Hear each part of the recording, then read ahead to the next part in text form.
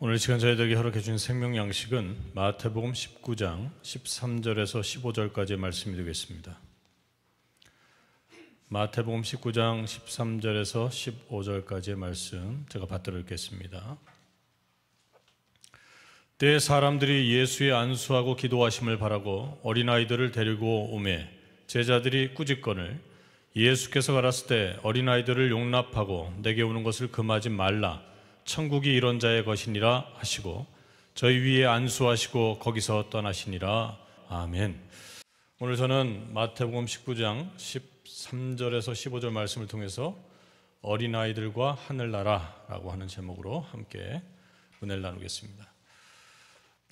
오늘 본문 보니까 예수님께서 많은 치유의 역사를 베푸실 때 특별히 어린아이들을 둔 부모님들이 예수님께 안수받고자 그리고 기도를 받고자 데리고 나오는 장면을 소개하고 있습니다. 왜 이렇게 어린아이들을 데리고 나왔을까 보니까 성경의 내용들을 전개해서 보면 그 전에 어떤 사건이 있었는가를 우리가 조명해 볼 필요가 있어요. 첫 번째 보니까 예수님께서 변화산에서 내려오시자마자 귀신 들린 어린아이를 치유하셨어요. 그 내용이 마태복음 17장 14절에서 21절 말씀이죠. 그리고 두 번째로는 제자들이 좀 누가 큰가에 대해서 논하고 서로 실갱이를 벌일 때 예수님께서 진짜 큰 자가 누군지 아냐? 바로 어린아이와 같은 자다. 그래서 천국이 어린아이의 소유임을 분명히 선포하셨죠. 그래서 이 당시에 여러분 그 율법이나 율례를 살펴보면 굉장히 큰 이슈가 될 수밖에 없었어요. 왜냐하면 첫 번째 어린아이들은 수에 들어가지가 않아요.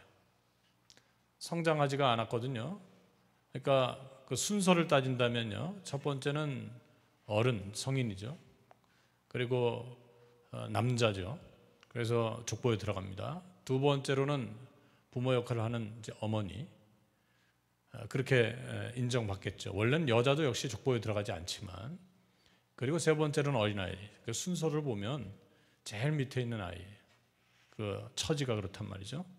그런 상태인데 예수님께서 어떤 이슈를 지금 가져오고 있어요? 어린아이를 부각시키고 있는 거죠. 그리고 그 어린아이 같아야 천국에 들어갈 수 있다라고 하는 것을 말씀하셨기 때문에 이게 소문이 일파만파. 야, 그런 일이 있었대. 우리가 애를 다시 봐야 되겠어. 그러니까 아이를 가진 부모님들이 용기를 내서 손을 붙들고 누구한테 나와요? 예수님께 나오는 거죠. 예수님, 우리 아이도 좀 안수해 주십시오. 그 질병들이 아기들이 다 있을 거 아니에요. 뭐 요즘 같으면 감기도 있을 거고 여러 가지 측면에서 나약함이 있지 않겠어요? 다 데리고 나와서 안수 기도 받으려고 그렇게 나왔다. 근데 제자들은요, 보세요. 예수님께서 하시는 사역이 너무 많아요. 그래서 어른들 낳게 하고 뭐 상담하고 만나고 유대인의 지도자들과 또 말싸움도 해야 되고 얼마나 일이 많으세요. 근데 애들까지 와가지고 애들이 와서 조용히 안수 받나요? 응애응애거리고 칭얼거리고 뭐 떠들고 마찬가지죠. 오늘날과 같은 모습일 거란 말이에요. 그러니 얼마나 시끄러웠겠어요. 그래서 예수님을 위해서 어린아이를 데리고 나온 어른들을 꾸짖었어요. 실질적으로는 뭐 애들한테 꾸짖고 애들 시끄럽다고 하기보다는 왜 애들 데려와서 이러냐. 어른들이 꾸지람을 받았다고요. 성경에는 사람들을 꾸짖었다 그렇게 말씀하고 있습니다. 예수님께서 뭐라고 말씀하셔요? 야, 내게 오는 것을, 어린아이들이 내게 오는 것을 금하지 말라. 그리고 용납하라. 아이들을 용납하라. 이 용납이라는 단어가 아피에미라고 하는 단어인데요, 허락해라. 그러면서 내게 오는 것을 금하지 말라. 천국이 이런 자의 것이니라. 여기서 이런 자라고 하는 것은 어린 아이한테만 국한되는 것은 아니죠. 어린아이가 낳을 것을 믿고 어린아이를 손잡고 예수님께 안수받으러 나오는 부모의 마음도 포함되어져 있을 것이다 라는 생각을 저는 합니다. 근데 중요한 주인공은 사실 어린이지만요, 이 어린아이들이 낫기를 소망하고 있는 이 부모의 마음, 이것을 금하지 말라. 바로 천국은 이런 자의 것이다 라고 말씀하고 있습니다. 그러면서 어린아이들을 안수하고 떠나셨다. 예수님께 나오는 그 모든 사람은 치유의 대상이 되고 그 어떤 것도 형평성에 어긋남이 없이 모두가 치료받을 수 있는 자격자가 된다는 것을 성경은 우리에게 증거해주고 있습니다. 우리가 근현대사 그렇게 얘기하면요, 한 18세기부터 보면 18세기부터 학자들이요, 사람에 대해서, 인류에 대해서 다시 조명하기 시작했어요. 그래서 어떤 학자는 18세기의 민중을 발견했다. 그래서 19세기에는 누가 중심으로 떠올라요? 여자. 그래서 여성 인권, 이런 것들이 굉장히 주된 내용으로 올라오게 되죠. 그래서 여자를 발견했다, 그렇게 표현해요. 그런데 20세기에 접어들어서 참 어린이들이 사랑받아야 되잖아요. 그럼에도 불구하고 20세기 정도 접어들어서 어린이라고 하는 이 키워드가 떠오르기 시작하는 거예요. 20세기. 그래서 20세기에는 어린이를 발견한 기간이다라고 말하고 있습니다. 근데 보세요. 그것보다도 더 아주 오래전, 2000년 전에 예수님은 이미 어린이 인권에 대해서 존중해야 될 것을 말씀하고 있다는 겁니다. 그 어린아이들이 천국의 주인공이 될 수 있을 것에 대해서 미리 선언하고 있으셨다는 사실을 우리가 오늘 본문 말씀을 통해서 증거하고 있습니다. 그래서 어린아이들은 어떤 존재인가? 존귀하게 여겨져야 된다. 그리고 사랑받아야 될 존재다. 저희가 우리나라가 급격하게 막 이렇게 나라를 일으키고 하다 보니까 대략적으로 그 시대에, 국가를 일으키는 그 시대에 아이들이 어떻게 됐을까요? 좀 방치됐어요. 그리고 상처를 너무 많이 받았어요. 그때 방치되고 상처받은 분들이 가정을 꾸려나갈 때 불완전해요. 폭력을 일삼고 자녀들에게 좋게 하지 못하고, 왜냐하면 그렇게 자라온 환경이 있기 때문에 어떻게 사랑해야 될지를 모르고 자랐거든요. 그래서 사랑의 방법이 너무 과격하고, 우리나라 가정마다 아이들이 많이 학대받죠. 오늘날 사회도 어지럽고 복잡하니까 어떤 현상이 일어납니까? 아이들이 가정에서 아이답게 성장하지 못하는 경우의 수가 많아요. 물론 빈익빈 부익부입니다. 환경이 열악한 사람들은 아이들이 너무 방치되고, 뉴스를 통해서 우리가 접하는 건 너무 끔찍한 사건들을 소개받고 있잖아요. 얼마나 아픈 거예요. 물론 잘 사는 가정도 뭐 다 좋다는 얘기는 아니지만 말이죠. 그래도 어느 정도 여유가 있는 가정은 자녀들이 혜택을 받아요. 오늘날도 가정에 자녀들을 사랑해야 되잖아요. 그렇죠? 그런데 아기 때부터 학대를 받고, 또 이 자녀에 대해서 믿고 맡겼는데 보모들이 아이를 또 학대하고, 스트레스를 어디다 풀 데가 없으니까 그 애한테 풀더라고요. 영상 보니까 근데 아기가 우니까 집어 던지고 이건 눈 뜨고 볼 수가 없는 사건들을 우리가 발견하게 돼요. 물론 미디어가 발전돼서 오늘 그것을 우리가 영상으로 보니까 끔찍하지만 예전에도 아마 그런 현상은 끊임없이 있었을 거라고요. 아이들이 존중받지 못하는 그런 세상들이 있었을 거란 말이에요. 그러나 예수님께서는 그 자녀들, 어린아이들을 사랑해야 될 것을 말씀하고 있는 것입니다. 물론 그것보다도 더 2000년 전, BC 2000년 전에 하나님께서 아브라함을 부르셨어요. 아브라함을 부르시고 난 다음에 뭐라고 말씀하세요? 소돔과 고모라 사건이 있을 때 아브라함한테, 야, 너는 강대한 나라가 될 거야. 그러면서 그 강대한 나라를 이루는 방법에 대해서 말씀해 주셨는데 딱 한 가지예요. 자녀들에게 의와 공도를, 하나님의 법을 가르치라. 자녀들에게 하나님의 법을 가르칠 때 강대한 나라가 된다. 즉 강대한 나라의 기초는 누군가? 자녀들이다. 그러니까 하나님의 나라의 기초는 무엇일까? 예수님은 그 기초를 어디에다 두었어요? 교육을 받을 자녀들에게 두었다. 그 자녀들이 예수님께 나아오는 것을 금하지 않을 때 하나님의 나라가 확장되어지고 완성되어진다라고 하는 것을 우리에게 말씀하고 있습니다. 창세기 18장 19절 말씀이에요. 얼마나 좋아요. 우리 제주축복교회 어린이들이 우리의 꿈인 줄로 믿습니다. 그리고 제주축복교회의 소망이고 아버지 하나님 나라의 큰 기초가 되는 줄로 믿으시기 바랍니다. 되게 중요해요. 물어보잖아요. 다 알아요. 이것도 하고 장난도 치고 만들기도 하고 하면서 나중에 물어보잖아요. 그렇게 말씀하셨는데요. 다 알아요. 그러니까 우리가 말씀이라고 하는 것은요, 들음에서 나잖아요. 믿음이라고 하는 것은. 그래서 아이들이 잘 들어야 될 줄로 믿습니다. 자, 그럼 어린이날의 기원을 우리가 좀 살펴봤으면 좋겠습니다. 첫 번째 어린이날의 기원은요, 아까도 제가 말씀드렸죠. 20세기에 접어들어서 어린아이들에게 관심을 갖기 시작했단 말이에요. 그런데 그 영향을 우리나라에도 받았어요. 그래서 여러분 잘 아시는 소파 방정환 하면 어린이날과 굉장히 밀접한 관계가 있는 분이라서 어렸을 때부터 우리가 배웠단 말이에요. 이 어린이라는 말을 처음에 우리나라에서 만든 분이에요. 그러니까 어린이라고 하는 단어를 만들고 그게 1920년도에 처음 사용한 거예요. 어린이라는 단어를. 그리고 이분이 천도교와 관련이 있어요. 천도교 소년회를 만들었어요. 그리고 1922년도 5월 1일 날 어린이날로 선포를 했어요. 5월 1일을. 그리고 1년이 지나고 난 다음에 큰 기념일 행사를 갖게 됩니다. 1923년이에요. 1922년도, 1923년도. 그 다음에 1927년도에 5월 달에 뭘 정하냐면 첫째 주 일요일 그렇게 합니다. 근데 사실 실질적으로는 주일이 되겠죠. 그죠? 일요일을, 주일을 그 날짜로 변경해서 기념일로 정하자. 그렇게 정했습니다. 이때가 언제일까요, 여러분? 일제 치하 때예요. 그러니까 일본의 지배를 받을 때 아닙니까? 그 당시에 이 어린이들의 주목하고 그날을 정하고 하는 이 모든 일들이 쉽지 않았겠죠. 굉장히 어려웠을 거예요. 그리고 난 다음에 여러분 해방이 1945년도에 해방 8월 15일 날 해방됐잖아요. 그리고 난 다음에 다음 해 1946년도에 5월 첫째 주 일요일이 5월 5일이었어요. 오늘도 일요일이 5월 5일이죠, 주일이. 이런 날하고 겹쳤어요. 그래서 이때부터 기념일을 갖기 시작했고 그 이후로는 5월 5일이 어린이날 행사가 된 거예요. 이해가 되시죠?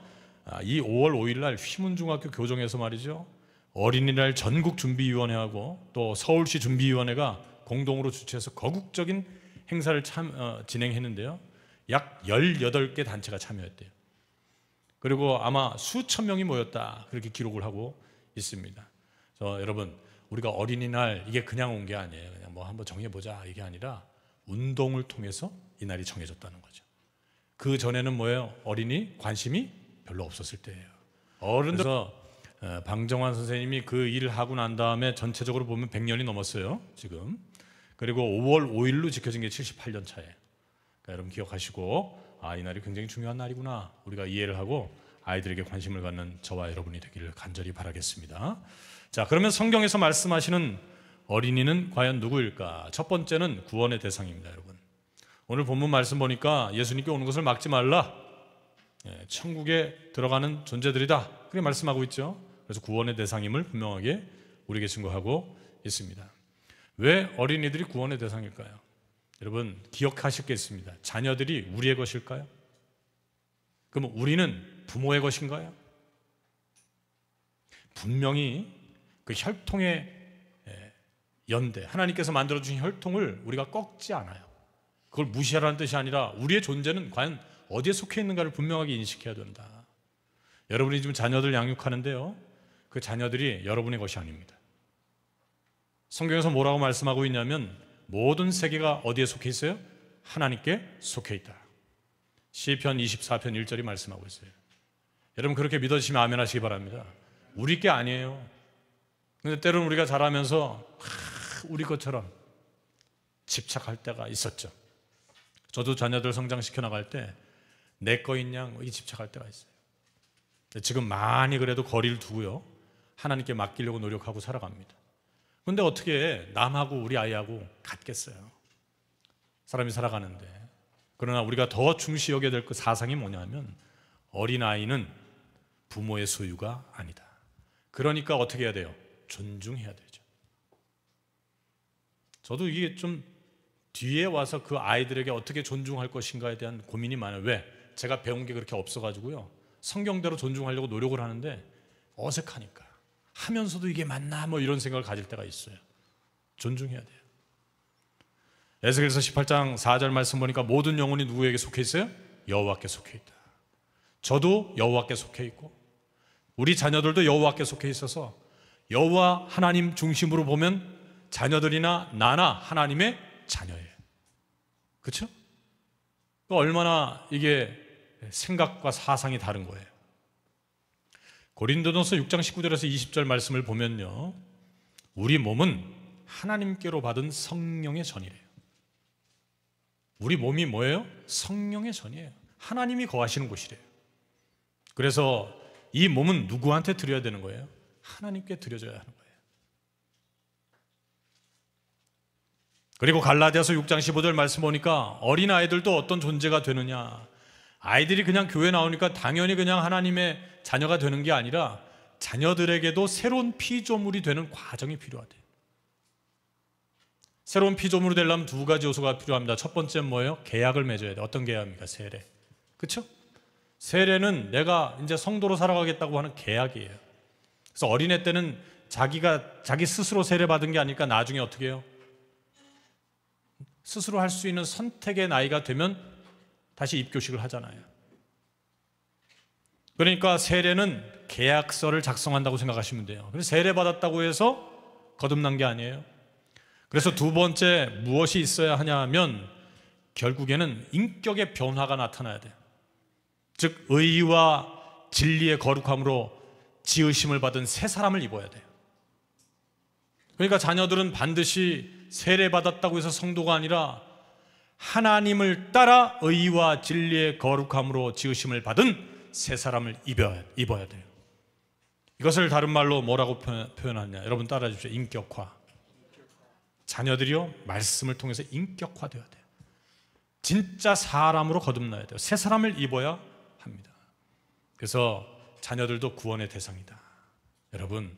여러분만 구원받으면 자녀는 따라온 당상이 아니라 자녀들도 구원받아야 할 대상이라는 것을 인지하고 살아가야 된다.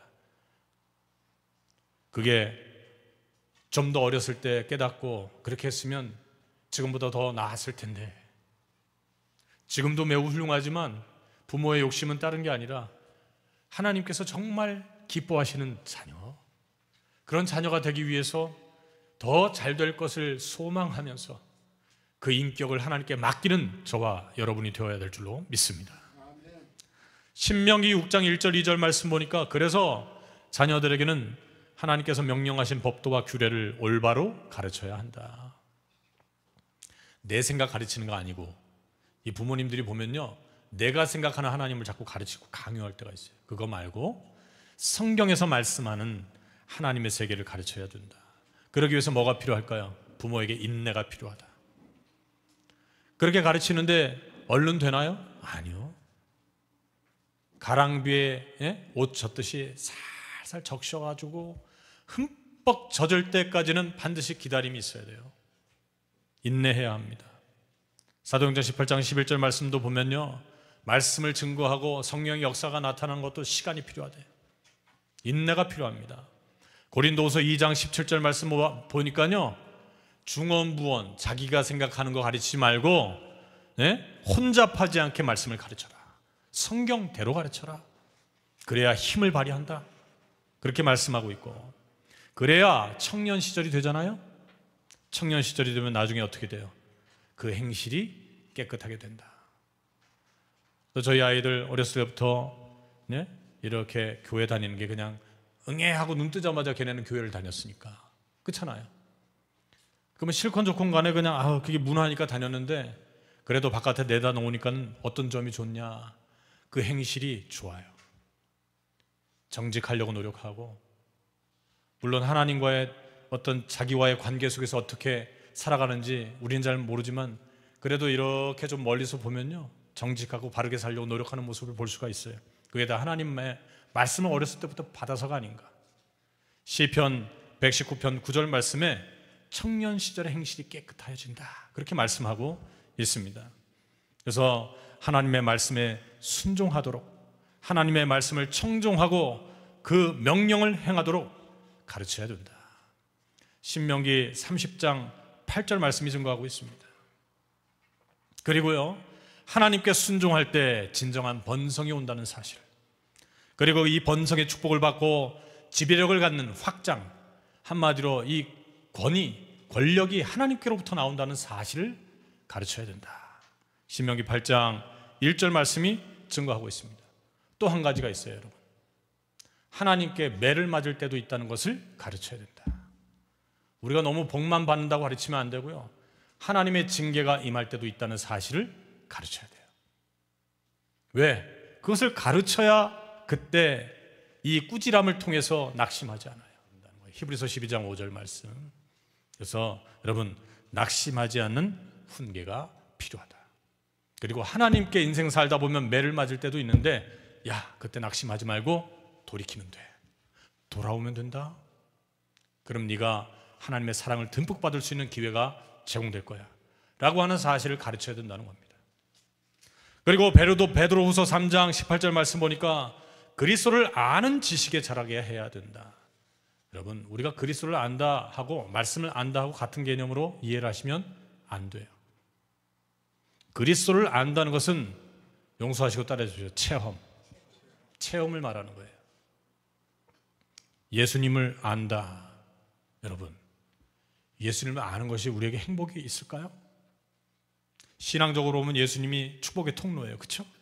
우리를 구원하시는 구원자이십니다. 그런데 예수님을 더 가까이 가서 보면 예수님은 어떤 분이세요?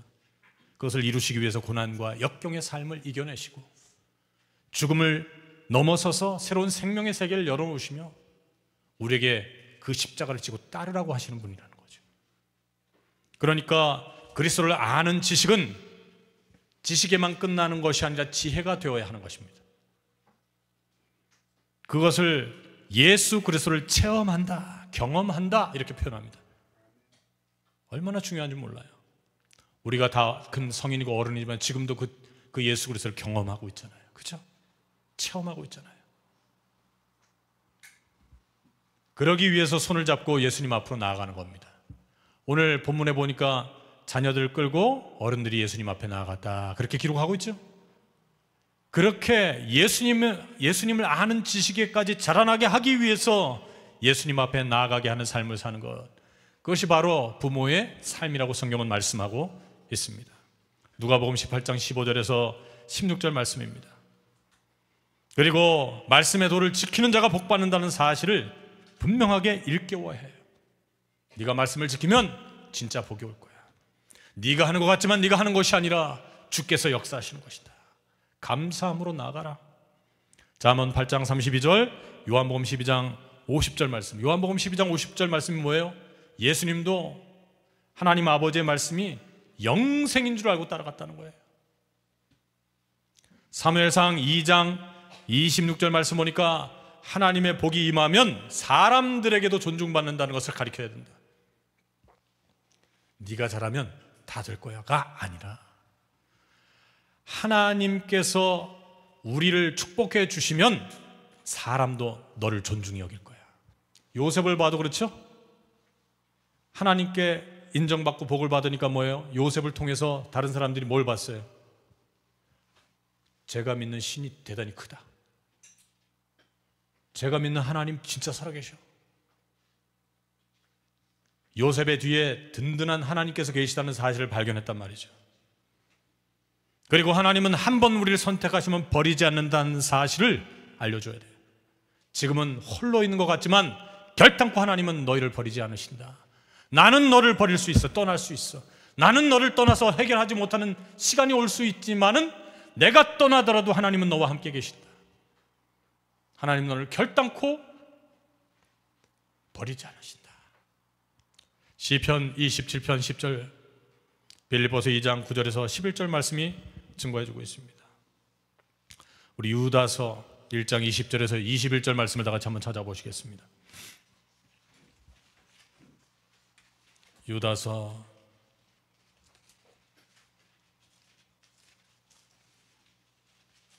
1장 20절에서 21절,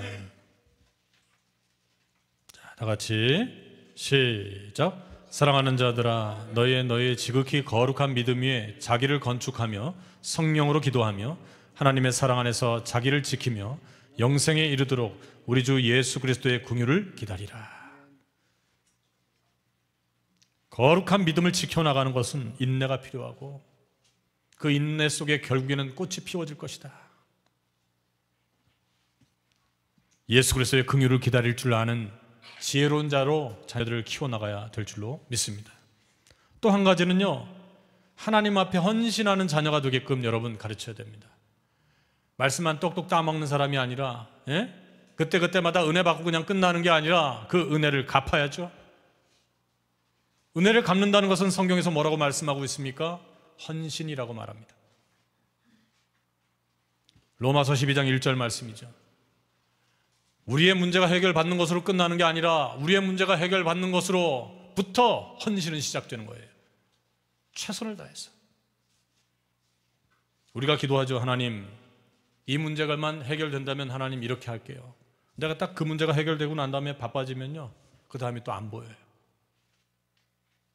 그런데 우리 믿는 사람들은 어렸을 때부터 교육을 받아야 돼요. 어떻게 해요? 문제가 해결받거나 우리의 삶 가운데 하나님께서 복을 주시면 그때부터 헌신의 장이 열린다. 그때부터 더 열심히 하나님을 위해서 일하는 것이다. 모든 악독과 기만과 외식이에요. 제가 회식이라고 잘못 썼어요. 외식과 시기와 비방하는 말을 버리고 갓난 아기들 같이 순전하고 신령한 젖을 사모하여 구원에 이르도록 교육해야 된다. 다른 사람과 똑같이 살지 말고, 저도 사실은 그렇게 잘하지 못해서 혈기가 올라오면요, 이 과거가 올라오거든요. 그런데 어렸을 때부터 교육을 잘 시켜놓으면요, 그 혈기가 없이 순전하게 갓난아기처럼 이 땅에서 하나님께서 인정하시는 순전한 신령한 젖을 사모하는 구원에 이르게 되는 삶을 살아갈 줄로 믿습니다. 베드로전서 2장 1절 2절 말씀이 증거하고 있습니다. 더 나아가서 하나님을 아는 것에서 자라나 모든 견딤과 오래 참음에 이르게 하고, 결국에는 감사하는 삶을 살게 하는 것, 어떤 어려움이 올지라도 감사하는 삶을 살게 하는 것을 교육해야 된다. 원망하지 않는 삶을 사는 것이다. 마지막으로 여러분, 완벽한 헌신은 자기 몸을 거룩한 제사로 드리는 거예요. 우리가 물질로만 헌신한다? 그럴 수 있죠. 시간이 없으니까 그럴 수 있어요. 그러나 성도 여러분, 우리가 몸을 쓰는 게 되게 중요해요. 몸을 써야 돼요. 몸을 쓴다는 것은 여러분, 항상 뭐가 플러스 돼 있냐 하면 뭐가 붙어 있어요? 시간. 내가 몸을 쓴다 그러면 시간이 내 몸에 붙어 있는 거예요. 몸과 시간은 헌신의 기초다. 성경은 말씀하고 있는 겁니다. 그래야 이 시대를 본받지 않고 분별력을 가지고 하나님의 뜻을 받드는 믿음의 삶을 살아갈 줄로 믿습니다. 로마서 12장 1절 2절 여러분 꼭 기억하시기 바랍니다. 결론을 맺겠습니다. 그렇다면 열매가 있는 삶을 위해서 살아가는 방법, 이건 뭘까요? 부모가 어떤 목표를 가지고 살아가야 될까요? 자녀를 하나님의 영이 지으시고 생명을 허락하신다는 것, 그리고 천하보다 귀한 존재라는 사실을 인정하는 것이다. 그래서 여러분, 사랑하는 거예요. 사랑이라고 하는 것은 뭘까? 기독교적인 사랑은요, 내가 아이고 내 새끼 쪽쪽쪽, 그게 사랑이 아니라 하나님께서 창조하신 창조물임을 인정하는 게 사랑이래요. 진짜 사랑은 뭡니까? 하나님께서 지으신 영이 있고 이 아이 안에, 이 아이에는 그 생명이 있으며 또 나가서 천하보다 귀하다는 사실을 인정하는 거래요.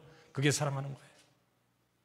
그렇게 되면 아마도 저희의 욕심에 이끌려서 자녀들을 대하지 않을 거예요.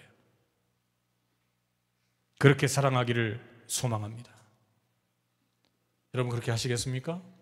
욥기서 33장 4절 말씀 읽어보시고요, 마태복음 16장 26절, 시편 49편 8절 말씀 나중에 읽어보시면 됩니다. 그리고 하나님께서 세워주신 목자들을 통해서 반드시 하나님의 세계를 배우게끔 연결해야 돼요, 여러분. 그래서 우리 교회는 지금 전도사님들이 안 계시고 교육 전도사님들이 안 계시니까 참 안타깝잖아요. 어떻게 해야 되냐면, 목사님이 바쁘시면 반드시 전도사님을 통해서 말씀 배우는 시간을 만들어야 돼요. 붙여야 돼요. 그래서 그 어렸을 때 우리 엄마가 너무 극성이야, 에이, 그래도 효도해야 되니까 한번 만나지 뭐, 그렇게 갔을지라도 듣다 보면 마음이 열리고 영안이 열리고 하나님의 세계를 깨닫게 됩니다. 우리가 어떻게 배웠냐면요, 이 말씀을 귀에다 걸어 놓으래요. 지금은 이 말씀이 여기 안 들어간다는 거죠. 귀에다가만 걸어 놓으면 나중에 걸려있는 이 귀걸이 말씀이 이 귀 안에 들어갈 때가 있다는 거예요. 깨닫게 될 때가 있다는 거예요. 그러니까 부지런히 말씀을 가르쳐야 된다. 그런 말씀의 지식과 명철로 양육해야 된다고 성경은 수많은 곳에서 말씀하고 있습니다. 그렇게 될 때 반드시 열매가 있습니다. 믿으시면 아멘 하시기 바랍니다. 그래야 좋은 습관이 있게 돼 있어요. 좋은 습관을 지니게 되는 겁니다. 그래야 늙어도 하나님을 떠나지 않는데요. 잠언 22장 6절 말씀을 받는 것, 신앙생활을 하는 것이 습관이 되어야 한다는 것입니다. 그래야 하나님을 떠나지 않는다는 거예요. 여러분, 예레미야서 22장 21절 말씀 보니까 말씀을 청종하지 않는 것도 습관이래요. 예? 그리고 히브리서 10장 25절 말씀 보니까 모이기를 패하는 것도 습관이래요. 뭐 모이자 그러면 다른 방법 없습니까? 성도 여러분, 오늘날 우리가 모이는 것이 하나님의 축복을 받는 줄로 믿으시기 바랍니다. 초대교회 때 그랬잖아요. 모이기를 패하는 어떤 자들과 같이 하지 말고 우리는 모이기를 힘써야 돼요. 그것이 곧 축복의 통로입니다. 그래서 이렇게 살아감으로 인격적 사회생활을 함으로 존중받는 삶을 살아가고 결국에는 인생에서 인격적 사회생활, 인격적 말씀생활을 하지 않으면 징계가 따른다는 사실도 알아가야 된다. 잠언 20장 17절, 22장 15절, 속이지 않는 삶, 올바른 징계에 순종할 줄 아는 삶, 그 다음에 잠언 19장 18절, 우리가 자녀들 징계하잖아요. 그죠? 그럴 때 미워가지고 죽일 만큼 싫어할 때도 있어요. 부모들이. 그러니까 뉴스에 보면 죽여요? 안 죽여요? 죽여요. 자녀들을 징계하더라도요, 마음에다가 살인을, 한마디로 살기를 두지 말래요. 성경에. 정말 믿음으로 해야 됩니다. 마태복음 18장 5절 6절 말씀 보니까 교회는 어린아이를 영접하는 것이 주님을 영접하는 것이고, 또 혹여나 실족해 하는 것은 옳지 않다는 사실을 인지하고 자녀들을 잘 양육해야 될 줄로 믿습니다. 우리 애기들 그렇게 잘 커 나가게 선생님들이 지금 잘 지도하고 있는 줄로 믿습니다. 그렇게 해야죠. 자, 마지막으로 하나님의 말씀에 기록된 대로 지키면 반드시 뭐한다? 형통한다. 이 사실을 인지시키십시오. 그리고 하나님께서 함께 하시면 반드시 뭐한다? 형통한다. 이것을 인지시키십시오. 그게 참다운 교육입니다. 그것은 어린아이들에게만 해당되는 것이 아니라 오늘날 지금 이 시간에 말씀을 받고 있는 저와 여러분에게도 그대로 해당되는 줄로 믿습니다. 그래서 우리가 그런 신앙, 어린아이와 같은 신앙을 가질 때 천국을 소유하는 믿음의 사람들이 되는 것이다 라고 증거하고 있는 겁니다. 오늘도 우리 어린이들 사랑하시고 그렇게 잘 양육하시고 저희도 어린아이 같아서 하나님께 인정받는 믿음의 삶을 살아가실 주님의 이름으로 축원드리겠습니다.